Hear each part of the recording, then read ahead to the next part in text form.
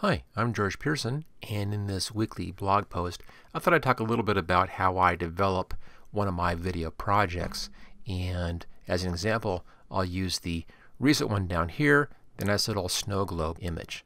If you enjoy this video blog, make sure you hit that like button, and of course also share with your friends. Just click on that share button right down there below the video.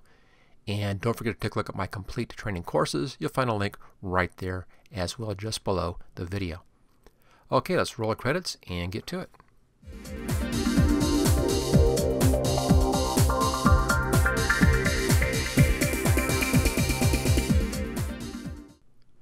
The first thing I always do whenever I'm getting ready for a video project, of course, is to decide what it is that I want to do. Now I have a big, huge list right here that I keep kind of an ongoing list. As I get ideas, I toss them in here. I do some research and bring those things in here as well. People ask me questions, I'll toss those into this list. I just have this big long list of different project ideas. Once I've done them, I'll go ahead and just cross those out. So as you can see, there are quite a few in here these are all my Photoshop Elements video projects. Most of this has been done, but I have a lot further down here that I haven't gotten to yet. But I also put in some other ideas, things that have come up, and one of those that's been on my list for a while now was snow globe. So I thought I'd take a look at this and see what is available, if it's worth a project or not. The next thing I do is I will go and take a look, of course, on YouTube. Let me bring up my other browser window. Here we go. So I did a little search for Photoshop Elements Snow Globe just to see what comes up and see what's available. Now, mine, of course, right here wasn't on this page when I did this research, obviously. So we have one up here from Info Puppet, which is just a kind of a bad copy of this better video right down here from Blue Lightning. This is for Photoshop, and of course, Info Puppet modified this for Elements. So I watched this one. It's a very good video. Real interesting technique. I didn't use any of this stuff in mine, but it's a real interesting and pretty fast technique. A good one to take a look at from Blue Lightning, who's always reliable on quality videos. So I took a look at some of these videos just to see what other people were doing, see if there's anything I can borrow or any ideas I can get from those. Didn't really find what I was looking for, so the next thing I did was a image search over on Google. So we'll switch over here to Google. There we go. And again, just a search for snow globe under images right there, just to see what comes up and see what I like and what I don't like. And the ones I like were this one here and this one down here. I like them mostly because of this reflection of a window in here. And these both use clip art for the reflection, so it's kind of a cheat on that. I could have done that. It's one way to go. But I was thinking about this and I was thinking, could I actually use an actual window as part of my reflection? So that kind of got me thinking in that direction, just seeing things that I like and then seeing how I could take that a little different direction. So that's where that whole window concept came from. Now obviously in here it's all bright light, bright white, and it's curved. So I had a couple things going already. I needed, of course, the circle shape. That was easy. Something inside, that was easy. I just went for a carousel horse because I happen to kind of like those, and my wife collects carousel horses, so pretty straightforward on that one. And a little glow around that was pretty easy. From some of these, there's kind of a glow around. That was pretty straightforward. But I was left then with this window effect, and the window effect had to be warped or kind of curved.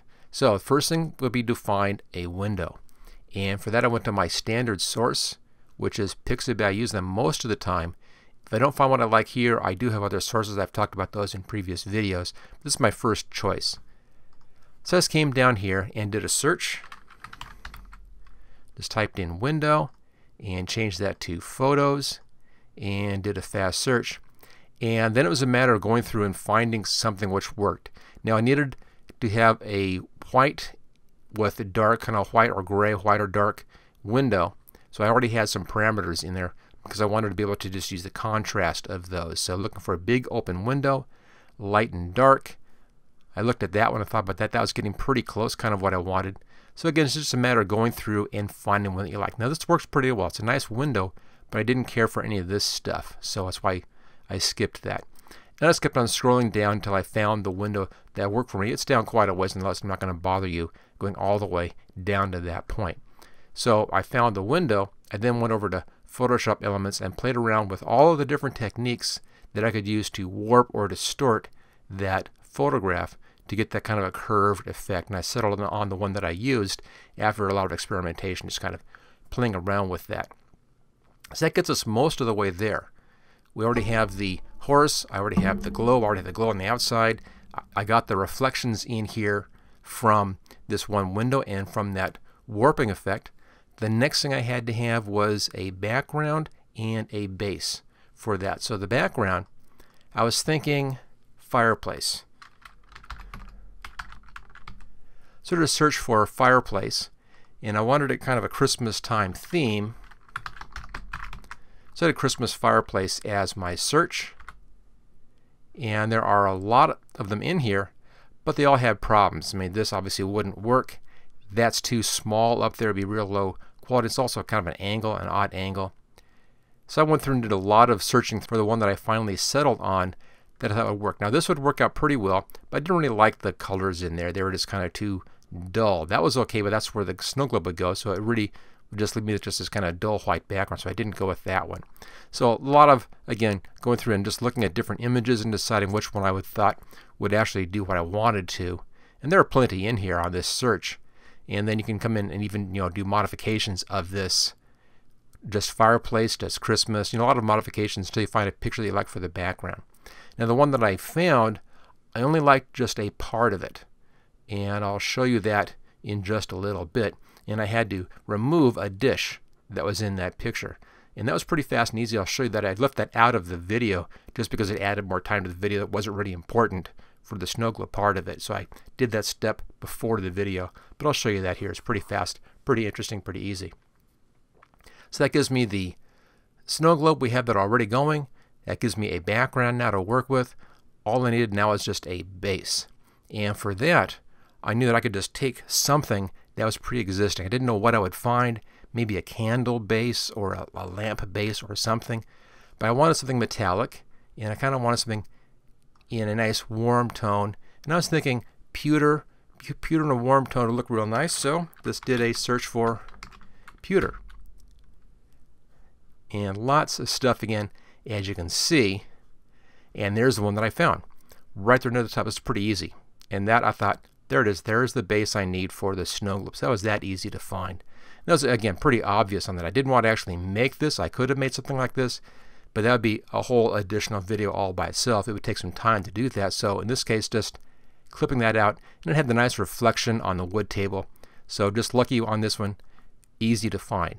Okay, so at that point, I had all of my ideas, all of my images, and I was ready to go ahead and create the video. So as you can see, actually a pretty straightforward process on figuring out what I want to do and actually working through that.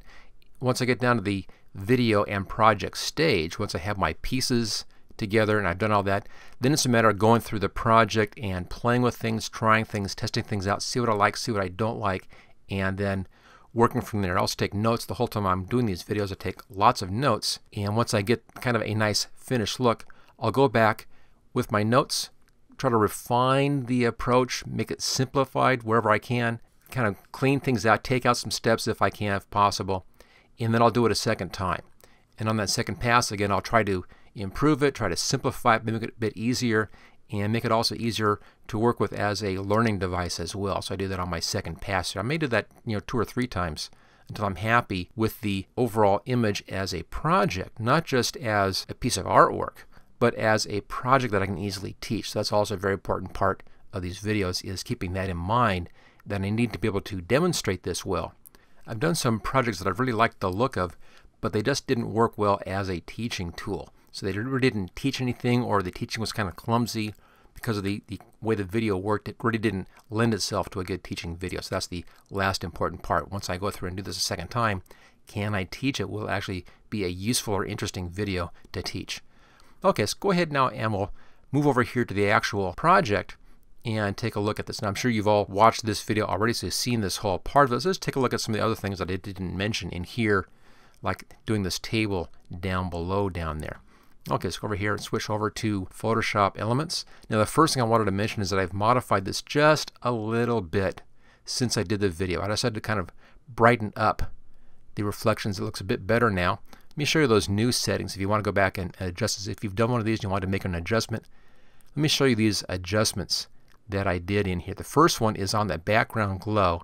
It's just that little glow, kind of the white glow in the background. And that white glow in the background actually allows everything else in the foreground to show up. So it's important for that. The glow by itself isn't that interesting, but it brightens up everything else. And on that one, I had the opacity at 60. I brought that down to 50. Just made the darks a little bit darker in here, which helps the overall transparency effect. Just a little tweak there on that background. Other one is the brightness of the actual globe itself. And that's right up here. There's the globe.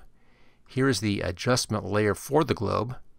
I'll open this up, and I change these adjustments in here.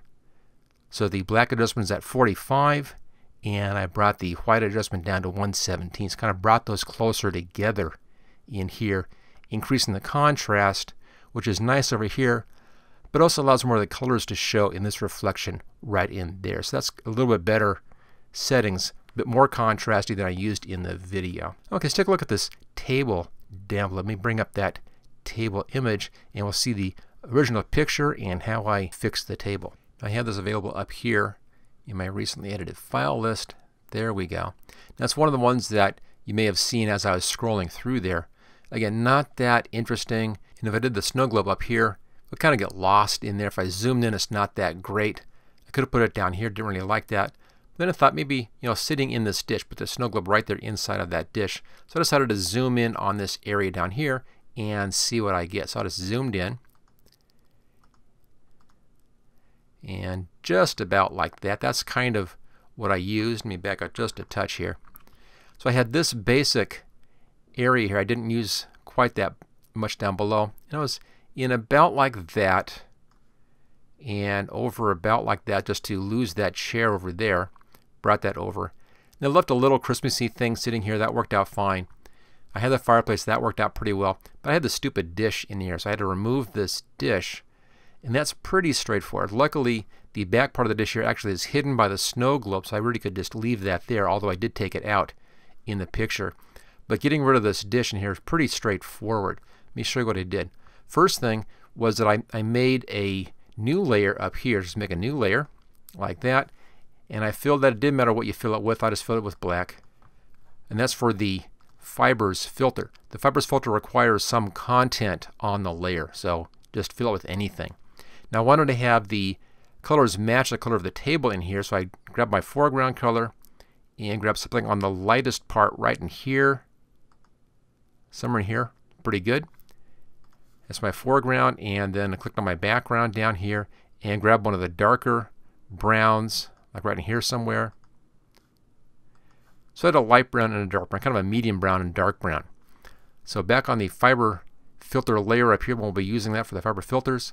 Go up to Filter, come down to Render and Fibers. And that uses your foreground and background color to create your fibers. You can then adjust your variance and your strength. I've already done that. This is what I ended up with, just kind of a nice soft wood effect in here. And I chose OK, and there you get these vertical fibers. Now, rotating this around, easy to do. Just go up to Image and rotate Layer 90 degrees, and there we go. There's a nice little layer in there. Now to get this in the table, also real easy to do. I already decided where my table is going to be. Actually use it a little bit further up than this, but I'll just do it at this point so it's easier to see. Actually, right there is what I used, just like that. That little thing is just off the page. And that's just grabbing the polygonal lasso tool, feathering at 0, and I came right along the edge here of this reflection. And then right up along the edge here, I took, of course, more time for this, for my actual fix. But this is basically what I did. Just come right along this and right along the edge over here. It's kind of in behind. I'm just guessing where that edge should be. And bring that straight around. And I'll take it just a little ways off like this. And straight across. And back up again.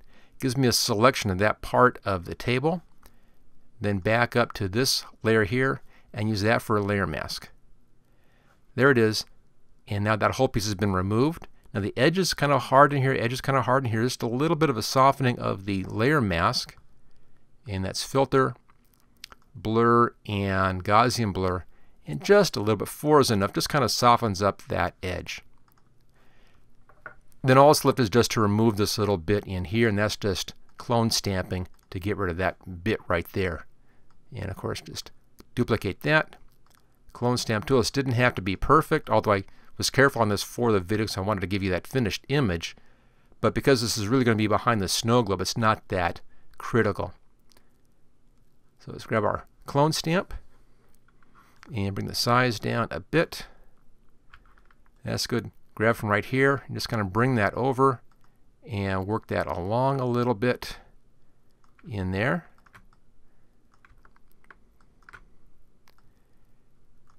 Now remember, this part is already covered up by that wood grain that we did, so that's fine. And then over to this side, and a little bit of this in here. And aside from going too fast right now on this fix, this basically is what I did. Again, just a bit more careful on the finish that you saw in the video, but that's the basic idea. And then with that piece tossed in, and that's hidden behind the globe, that's all taken care of. Just go back one step, and there's the finished table. Now the nice thing about this is we also have that reflection in here, so I could kind of match this reflection with the reflection from the snow globe base. So pretty quick, pretty easy to do. Something again which I left out of the video just to save some time on that. Didn't have to spend all that time showing you how to do this thing in the video, but it came in pretty quickly, pretty easily. Now the stars is something a little bit different. I was thinking of doing just regular snow first, so I took a look at all those different videos on YouTube. I didn't like any of their snow techniques. They all just didn't really look interesting enough, look bright enough of snow. I then thought of putting in kind of sparkle flakes using a sparkle brush, which I've done in the past in some of my other videos, or doing a glitter technique like on my glitter letter video.